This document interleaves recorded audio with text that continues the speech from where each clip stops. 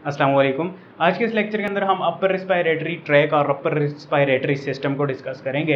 Upper respiratory system में हमारे पास nose का रीजन आ जाता है, फेरिंग्स का रीजन आ जाता है और लैरिंग्स का region above the vocal cord शामिल हैं। यानी वोकल कॉर्ड से ऊपर ऊपर जितनी भी रीजन है वो सारे अपर रिस्पायरेटरी ट्रैक के अंदर शामिल हैं। सो अगर इन रीजन के अंदर कोई डिजीज़ अकर होती है तो हम बोलते हैं ये डिजीज़ अपर रिस्पायरेटरी सिस्टम से रिलेट करती है।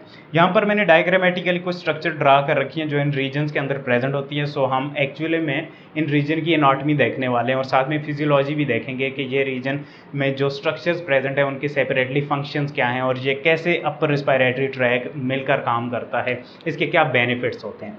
सबसे पहले तो हम देखते हैं रिस्पायरेशन का प्रोसेस नोज से स्टार्ट होता है, जो कि एक एक्सटर्नल आर्गन है, बाहर से आप जिसे देख पाते हैं। सो नोज से रिस्पायरेशन का प्रोसेस स्टार्ट होता है, ब्रीदिंग का प्रोसेस स्टार्ट होता है। अगर आपका नोज़ बंद है ड्यू टू फ्लू और किसी भी डिजीज़ की वजह से तो आप माउथ से भी सांस ले सकते हैं, ठीक है। सो माउथ एंड नोज से रिस्पायरेशन का प्रोसेस स्टार्ट हो सकता है। ओके, नोज़ में जैसे ही हम अंदर आते हैं तो हम देखते हैं हेयर्स प्रेजेंट होते हैं नोज़ के अंदर। हेयर्स का काम क्या होता है? ट्रैप करना डस्ट पार्टिकल्स को, पोल्यूटेंट वगैरह को ट्रैप करना, पकड़ना, ताकि अंदर लंग्स की तरफ वो पोल्यूटेंट्स वगैरह ना जा सकें और हमारे लंग्स को डैमेज ना कर सकें। इसके अलावा नाक के अंदर जिलेटिनस सब्सटेंस भी प्रेजेंट होता है, एक फ्लूइड सा प्रेजेंट होता है जिसे म्यूकस कहा जाता है। ये प्रोटीन और लिक्विड का फ्लूइड कम्बिनेशन होता है, प्रोटीन और लिक्विड का, और इसका काम क्या होता है? ट्रैप करना, कैच करना पैथोजेंस को, पोल्यूटेंट को, डस्ट पार्टिकल्स को, ताकि वो लंग्स की तरफ ना जा सकें और डिजीज़ काज ना कर सकें पैथोजन की अगर हम बात करें तो। सो म्यूकस आपके पूरे नाक के अंदर प्रेजेंट होता है। इसके अलावा नाक के अंदर ब्लड वेसल्स प्रेजेंट होती हैं जो बिल्कुल सरफेस के ऊपर प्रेजेंट होती हैं, यानी सुपरफिशियल ब्लड वेसल्स प्रेजेंट होती हैं, कैपिलरीज प्रेजेंट होती हैं। इनका काम क्या होता है? जब आप सांस लेते हैं, डेफिनेटली जब सर्दियों के मौसम में सांस लेते हैं तो सांस जो है, हवा जो है इन ब्लड वेसल से टकराकर गर्म होती है। सो गर्म हवा आपके लंग्स तक जाती है। सो लंग्स को ठंडी हवा के डैमेज से बचाने का काम क्या है? आपके नाक में जो ब्लड वेसल्स प्रेजेंट हैं उनका काम है।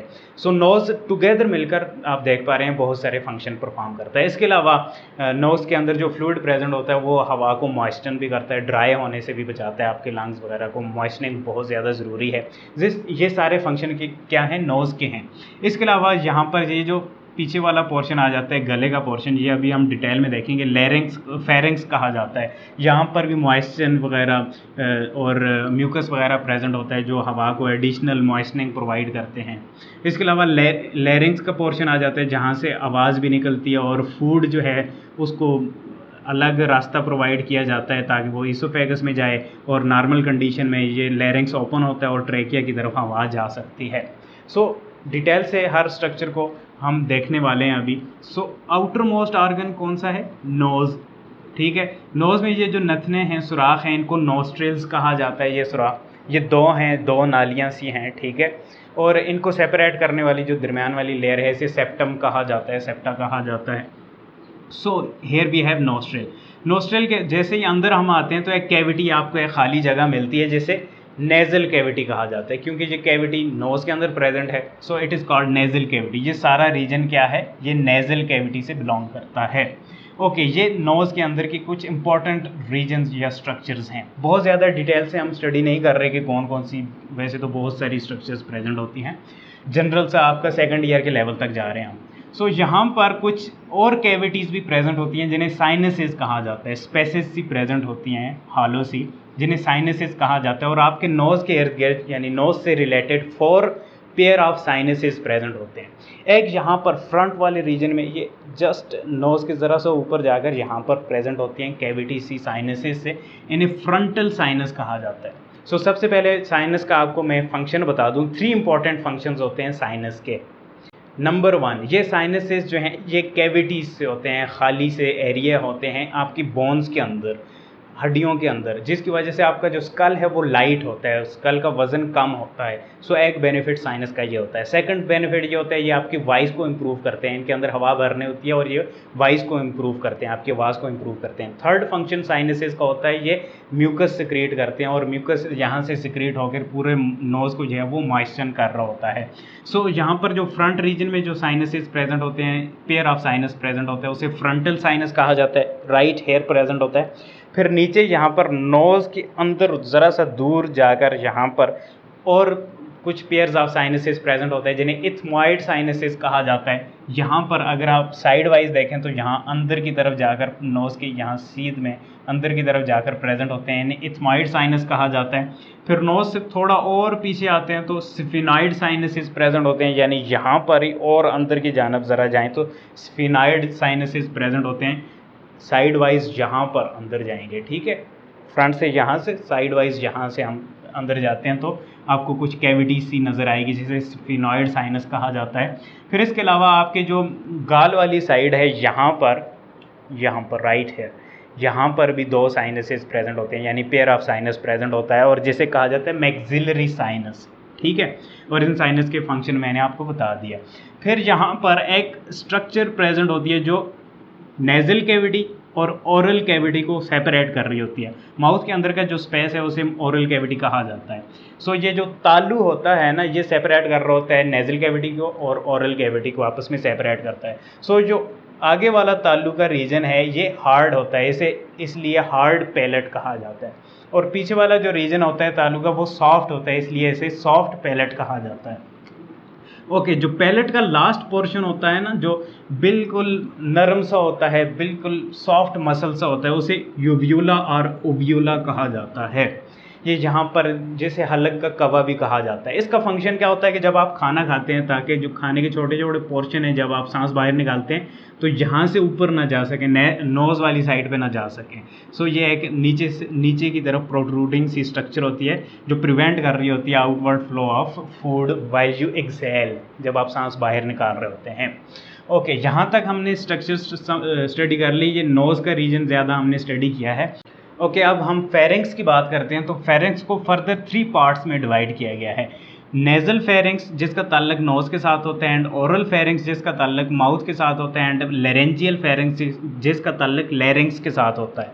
सो यहाँ पर हम डिवाइड कर लेते हैं। यहाँ से एक रीजन स्टार्ट होता है गले के पीछे वाली साइड पर, यहाँ तक इसे कहा जाता है नेज़ल फेरिंग्स, यानी इसका ताल्लुक क्या है, नोज़ के साथ है। ये नोज़ के करीब का रीजन है। और यहाँ से लेकर माउथ के एंड तक जो रीजन है इसे कहा जाता है ओरल फेरिंग्स, इसका ताल्लुक माउथ के साथ है। और यहाँ से यहाँ तक ईसोफेगस तक जाकर जो रीजन एंड होता है इसका ताल्लुक किसके साथ है, लैरिंग्स के साथ है। सो इसे लेरेंजियल फेरिंग्स कहा जाता है।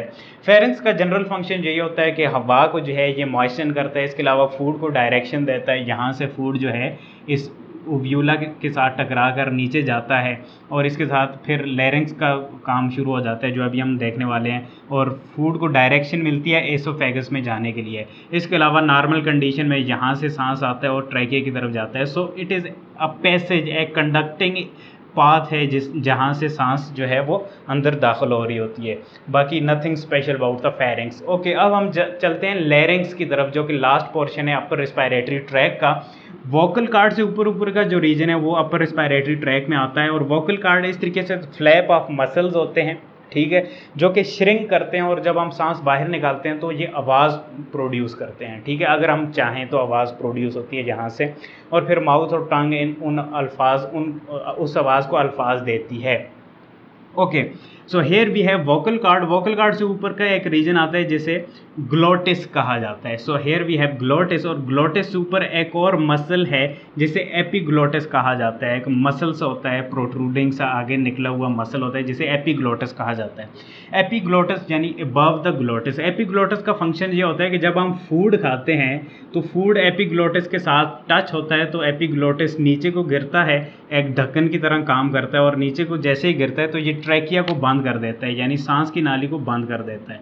सो जैसे ही ये मसल नीचे को गिरता है इस तरीके से सांस की नाली बंद हो जाती है जब हम खाना खाते हैं। लेकिन जब हम नॉर्मल कंडीशन में खाना मुंह में हमारे नीचे नहीं जा रहा होता तो ये ऊपर को चला जाता है एपीग्लोटिस, और इस तरीके से सांस की नाली ओपन रहती है, और सांस जैसे ही लेते हैं हम तो वो ट्रैकिया में चली जाती है।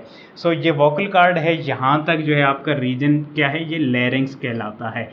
लैरिंग्स के अंदर आपके कौन कौन से रीजन शामिल हैं, vocal cord, glottis and epiglottis, these are the part of larynx, ठीक है। और इसकी इस साइड पर हम देखते हैं कि फेरिंग्स भी इसके साथ अटैच है जिसे लेरेंजियल फेरिंग्स कहा जाता है। नीचे एक पाइप लाइक स्ट्रक्चर होती है जिसे ट्रैकिया कहा जाता है, सांस की नाली है, और इस साइड पर जहाँ से फूड एंटर होता है उसे एसोफेगस कहा जाता है।